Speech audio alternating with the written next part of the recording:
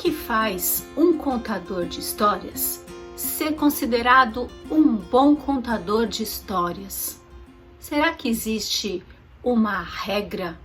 Será que existe um bom ou um mau contador de histórias? É possível classificar, comparar?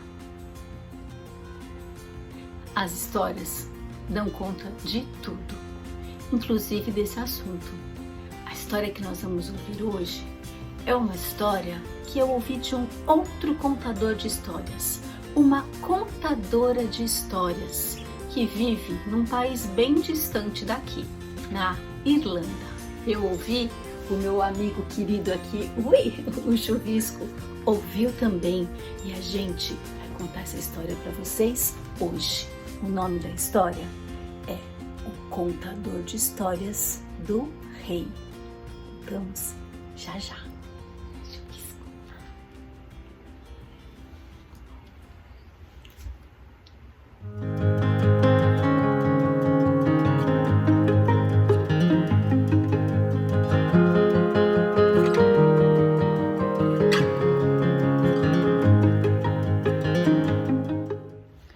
Era uma vez um rei que amava ouvir histórias.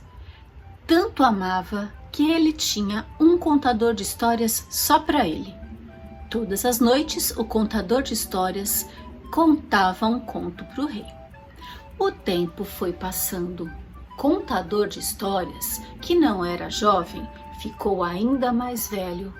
E as histórias que ele contava já eram todas conhecidas pelo rei.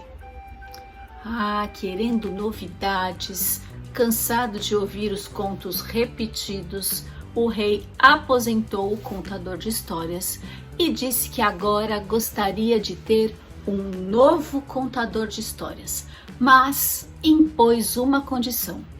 O candidato, aquele que fosse o novo contador de histórias, deveria contar histórias do mesmo modo que a mãe do rei, a rainha, contava para ele quando ele era um menino, um príncipezinho. E assim, muitos apareceram, contadores de todas as regiões e de todos os estilos. O rei ouviu todos eles e foi ficando aborrecido, não gostou de nenhum e tomou uma decisão drástica. Ele disse: a partir de agora, o candidato que não me agradar será decapitado. Perderá a cabeça e a cabeça ficará empalada nas estacas que estão nas muralhas ao redor do meu castelo. Bastou esse decreto ser conhecido do povo que os candidatos desapareceram.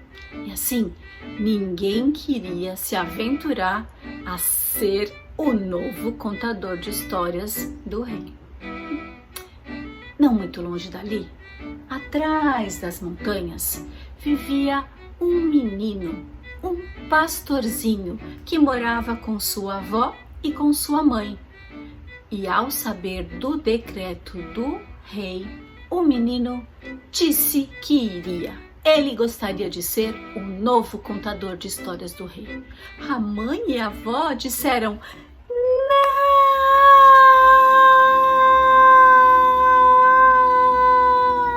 não! Tá doido? Mas o menino disse: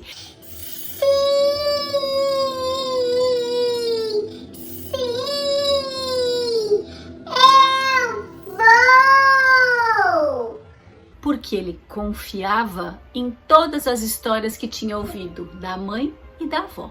E assim, cheio de coragem e decidido, ele foi e chegou ao castelo como postulante ao cargo de contador de histórias. Os nobres, toda a corte, ao ver o menino chegar e sabendo que ele se candidataria à vaga de contador de histórias, todos eles começaram a cochichar. Muitos riram, acharam que o menino era muito insano de tentar aquilo e que ele não teria a menor chance, pois o jovem não se incomodou e foi recebido pelo rei. Começou então a sua prova e contou uma história cheia de encanto, magia, aventura. E ele contou e contou, e à medida que ele contava, o rei foi se espreguiçando,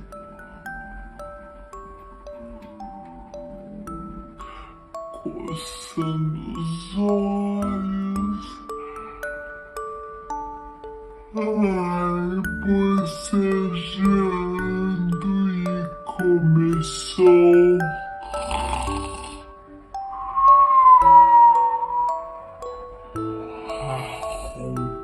a roncar.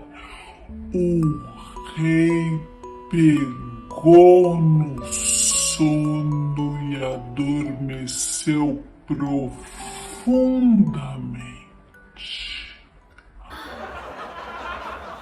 Todos ficaram surpresos e gargalharam, dizendo: "Ah, coitado do menino, que bobo, que bobo! Ai, tão novo, pobrezinho." Vai perder a cabeça, vai perder a cabeça, vai perder a cabeça. Na manhã seguinte, o menino apresentou-se diante do rei e o rei declarou, diante de toda a corte que estava ali reunida, disse que quando ele era um menino, a sua mãe, todas as noites, contava para ele uma história antes dele dormir e que ele sempre, ao ouvir a narração da mãe, relaxava, fechava os olhos e dormia profundamente. E foi exatamente o que aconteceu quando ele ouviu a história do menino pastor. E por isso, aquele menino passou a ser o novo contador de histórias do rei, porque ele contou histórias do jeito que a mãe do rei contava. E dizem que ele contou muitas e muitas histórias para aquele rei, até o fim dos dias do monarca. Ei, você, como rei, adora uma boa história? Então acompanhe as histórias do Fabulana. Eu e o Chuvisco, a gente também adora uma boa história.